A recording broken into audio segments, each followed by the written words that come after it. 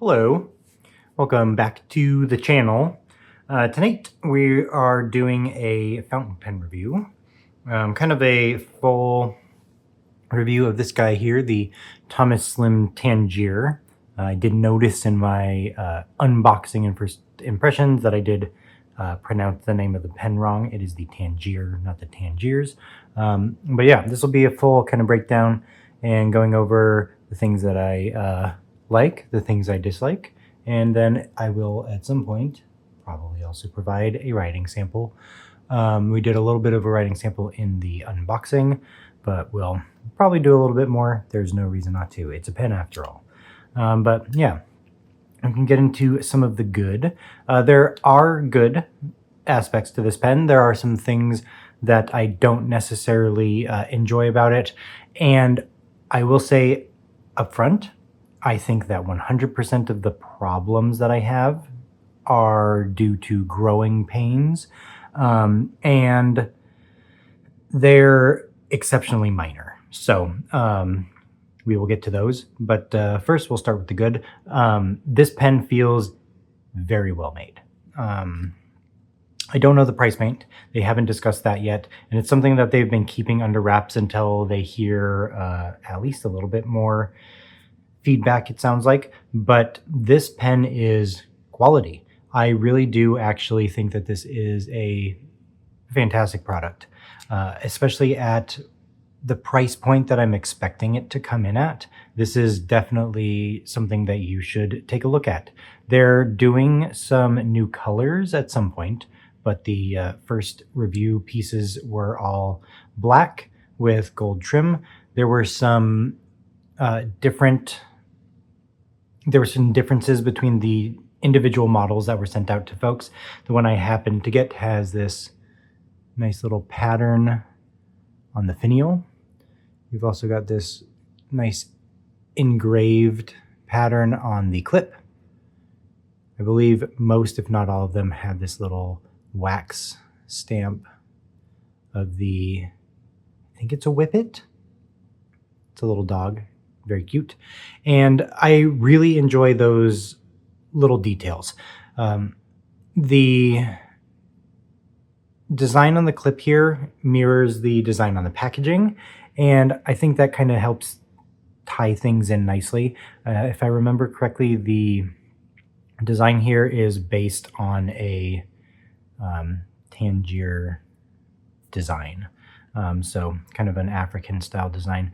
Now, this pen is made with PMMA resin, which is the same sort of acrylic base resin that companies such as Sailor and Montblanc use. The precious resin that Montblanc uses is the same sort of stuff that Thomas Slim is using for this pen.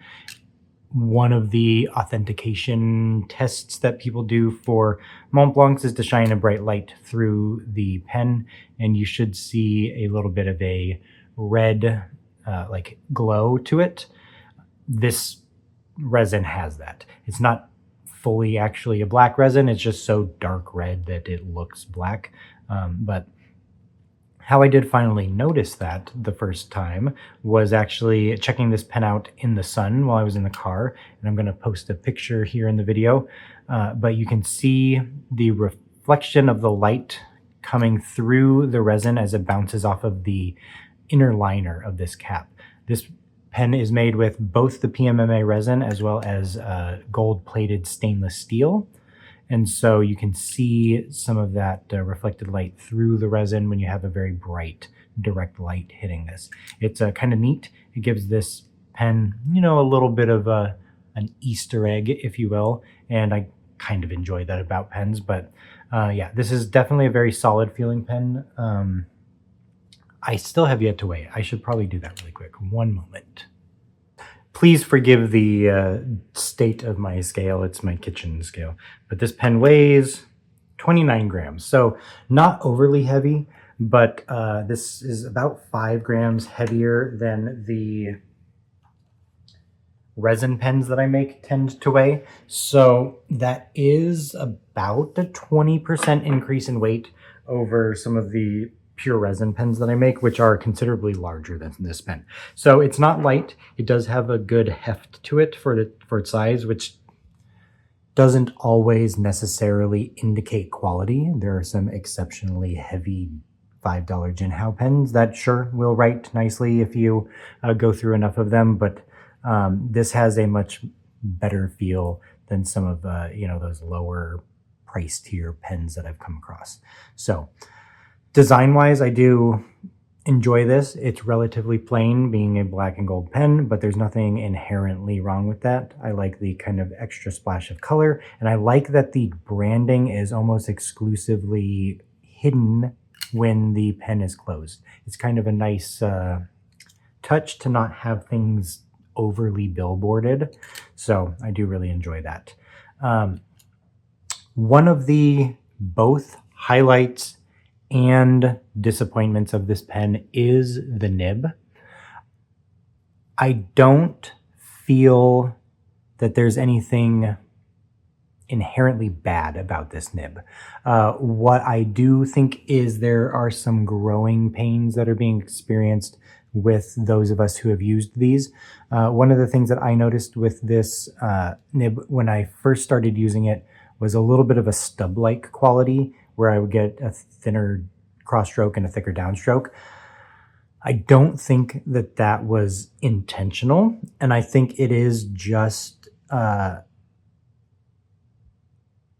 inaccurately ground, I guess could be the best way to phrase it, because this is their first in-house nib, and so there's going to be certain areas where there's a learning curve.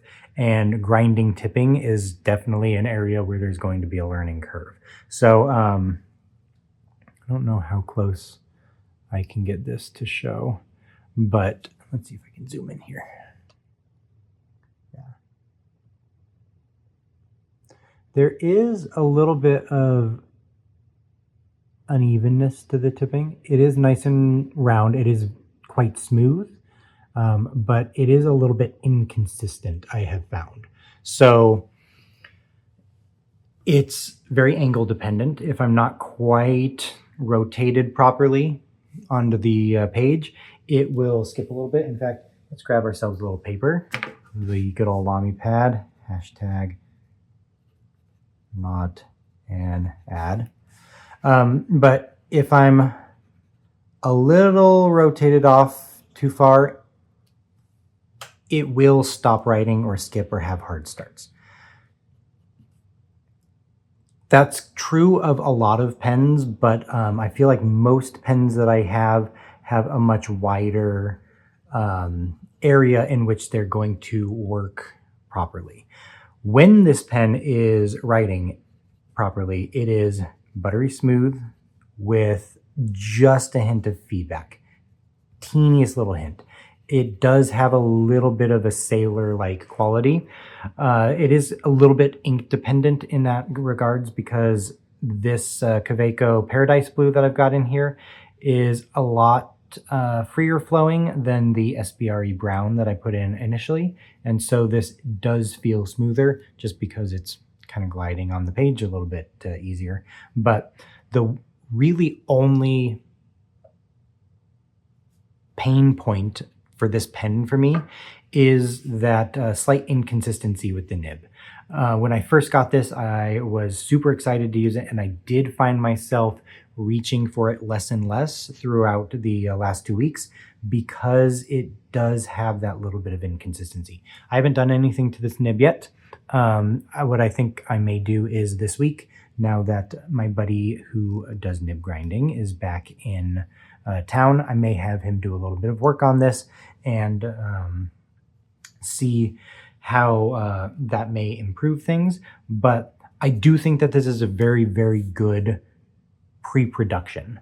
If they can nail down the nib grinds and making sure that things are, working perfectly and a little bit more consistently, I think that this is really going to be a fantastic, value pen. So one other thing that I don't necessarily have an issue with, but did throw me for a loop a couple times is the reverse threaded section. Now, I think that is a necessary design decision because of how the cap is designed. This is something that you can't quite get across on video, but starting right here, there's considerable smooth friction. And what I believe that is this inner plastic cap perfectly being sized to mate with this section so that it's sort of a friction interference fit in there. It's almost as if you had to screw on the cap of a Pilot Prera. So that very nice, tight, but still smooth friction fit is present there. And if you were to do that with a standard threaded section, then unscrewing the pen, I think periodically or probably frequently, would be enough friction in there to unscrew the barrel from the section. So you do need the reverse thread so that you're just tightening the barrel to the section as you unscrew the pen. Is that really that big of a deal in the long run? Not particularly, because you're really not needing to unscrew your barrel from your section that much. We as enthusiasts probably do it much more than we need to, because we love looking at our ink in our pen, and you gotta see how much you've used today and when is it time to fill up.